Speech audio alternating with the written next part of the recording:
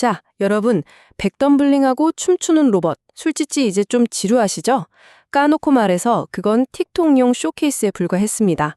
오늘 다룰 자료 해체 분석, 결론부터 받고 시작합니다. 낭만의 시대는 공식적으로 끝났고요.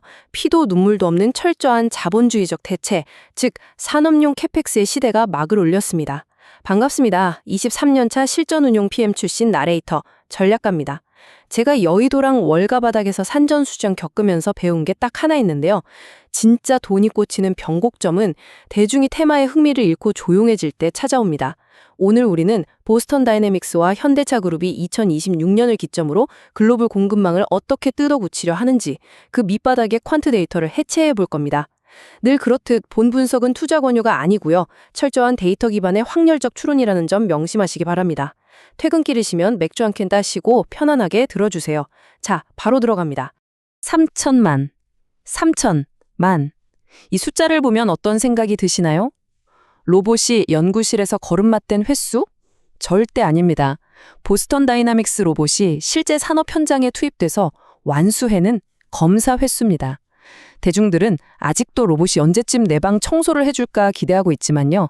수면 아래 진짜 현장에서는 이미 3천만 번의 인간 노동이 아주 조용하게 그리고 완벽하게 대체됐다는 소리입니다. 이건 단순한 기술 발전이 아니라 거대한 레짐 시프트예요. 텍사스 홀덤으로 치면 블러핑으로 판돈만 잔뜩 키우던 플레이어가 드디어 테이블 위에 묵직한 풀하우스패를 까버린 겁니다. 사람의 노동력이라는 골치 아픈 변동비가 로봇이라는 고정자산으로 치환되는 무서운 가속도의 증명인 거죠.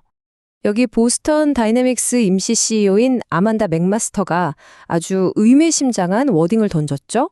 우리는 로봇을 산업화할 거다. 단순한 전시용이 아니다.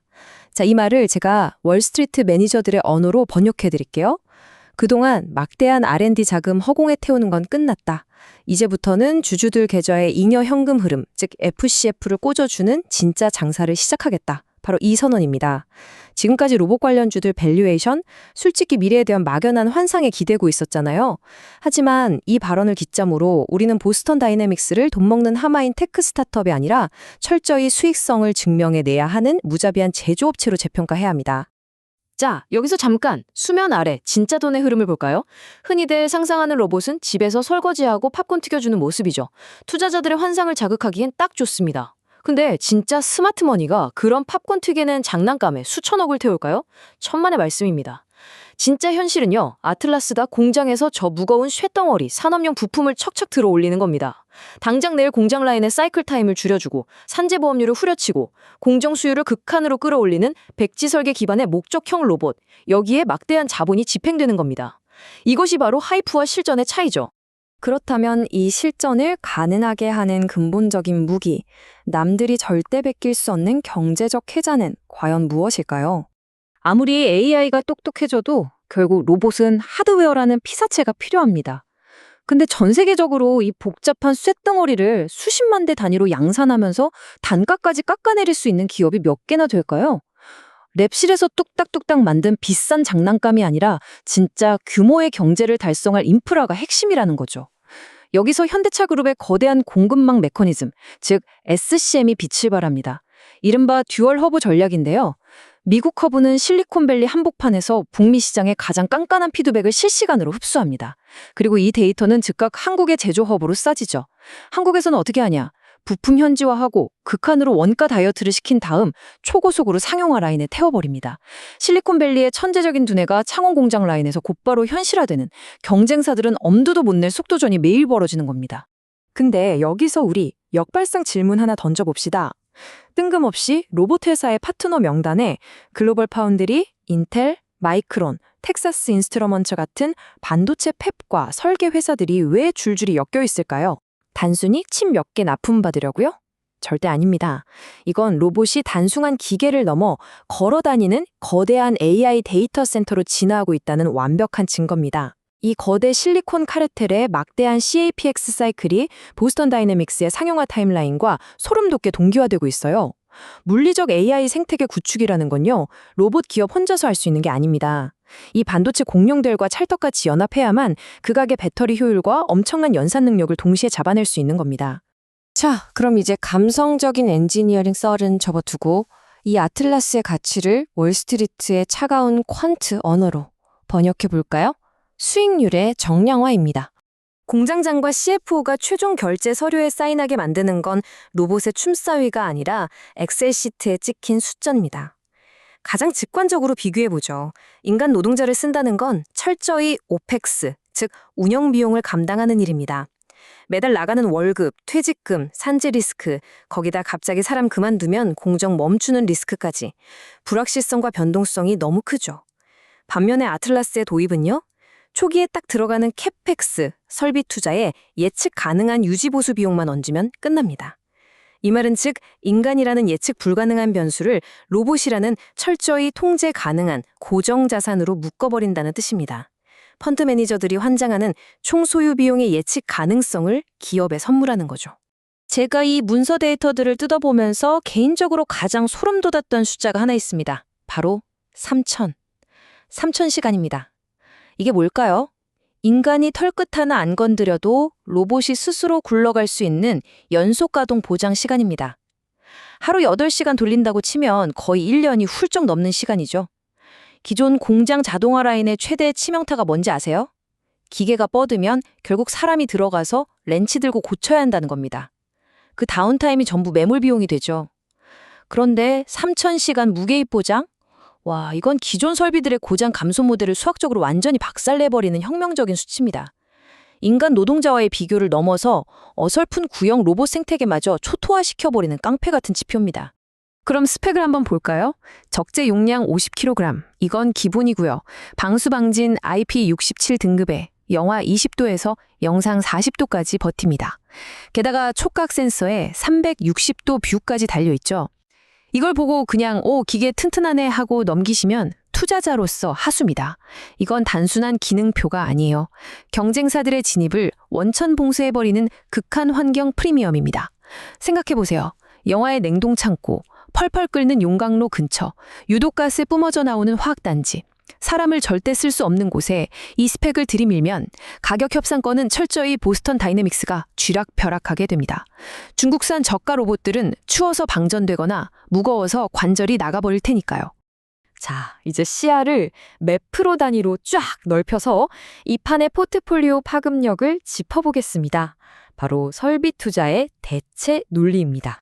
이 로봇들이 전생의 공장에 깔렸을 때 자본시장에는 어떤 나비 효과가 올까요?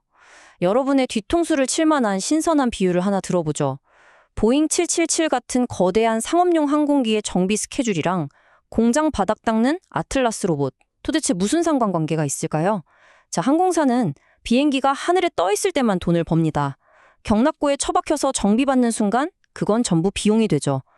그래서 항공기 엔진은 엄청난 데이터를 수집해서 고장나기 직전에 부품을 싹 갈아 끼우는 예측 정비를 합니다. 현대차 그룹이 아틀라스를 굴리는 방식도 정확히 이 항공기 플릿 관리 모델을 따를 겁니다. 로봇이 멈춰있는 시간을 제로에 수렴하게 만드는 자산관리 비즈니스. 이제 로봇이라는 쇳덩이를 파는 게 아니라 로봇의 무중단 가동 시간 자체를 구독시키는 거대한 자본회수 모델이 여기서 시작되는 겁니다. 제가 방금 한 항공기 비유가 뜬구름 잡는 몽상이 아닌 이유가 있습니다. 바로 현슬의 든든한 뒷배가 버티고 있기 때문이죠. 현대차 그룹은 전 세계 72개 계열사에 무려 33만 명의 직원을 거느린 거대 제국입니다. 자동차 만들죠, 물류하죠, 건설하죠, 심지어 금융까지 합니다. 보스턴 다이나믹스 입장에서는 이 33만 명의 빡센 산업 현장을 말 그대로 세상에서 제일 거대하고 완벽한 무료 테스트베드로 얻은 겁니다. R&D에서 끝나는 게 아니라 실전에서 굴려보고 단가 후려쳐서 양산하고 그룹 내부 공장에 꽂아버려서 레퍼런스까지 싹 다 자급자족. 업계 유일의 엔드투엔드 통합이라는 건 바로 이런 무자비한 생태계 폭격을 의미합니다. 자, 이제 땡구름 잡는 얘기는 그만하고 우리 계좌를 지켜줄 아주 엄격하고 냉혹한 실전 액션 플랜으로 넘어가겠습니다. 2026년, 딱 이때부터 로봇 산업은 반복 가능한 환경에서 확실히 돈을 벌어오는 놈과 여전히 쇼폼이나 찍으면서 R&D 비용만 태우는 놈으로 극명하게 갈라질 겁니다. 우리는 베이지안 업데이트 기법을 써서 확률적 시나리오를 3가지로 좁혀볼 겁니다. 먼저 베이스 케이스, 그룹 내부 시장과 파트너 공장을 중심으로 아틀라스가 쫙 깔리면서 폭발적으로 스케일링 되는 겁니다. 이때는 밸류체인에 엮인 핵심 부품주들의 리레이팅을 공략해야죠.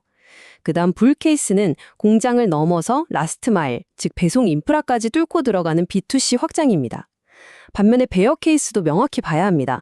아까 말씀드린 인텔이나 마이크론 같은 칩 벤더들 쪽에서 일시적인 공급망 병목이 터지면 배치가 확 밀릴 수 있거든요.